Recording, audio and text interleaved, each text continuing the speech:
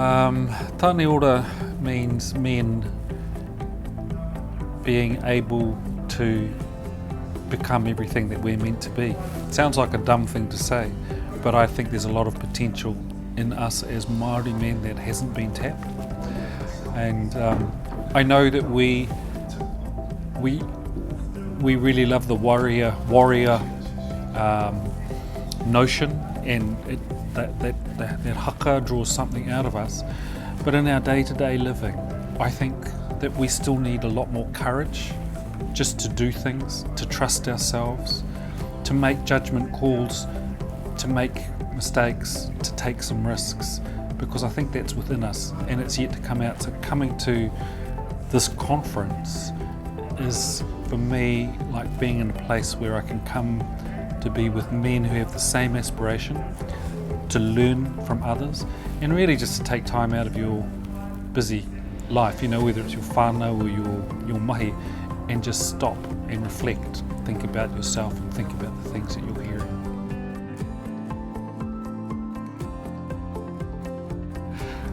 I think the first thing is to be a good leader, you have to know how to follow.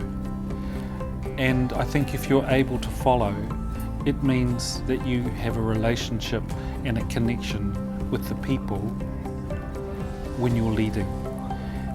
If you're leading, if you get too far away from the people that you're trying to encourage, trying to empower, trying to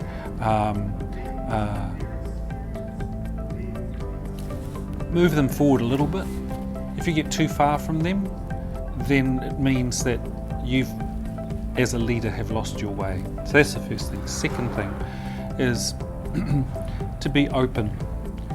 I think it's really easy as leaders to become very fixed on this is the way that you do it, and then you use a model that you apply to everything. It's not like that. Life is moving. It's like a river, and when you come to different parts of a river, there are different ways that you have to respond to the river. If you want to cross it, if you want to fish in it, if you just want to camp beside it. It's like when you're leading. In life, things are changing. So leaders have to be open to change and to respond to things that are happening in front of them. So be open. I would have to say my mother. My mother was, the first thing about my mother was she was strong, really strong. But she wasn't loud, and she didn't go around saying lots of things. She just did it. She did things by example. And occasionally she would just give me a little bit of advice.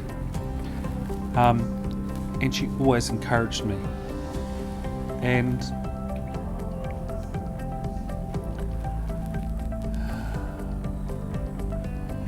she had real dignity and presence.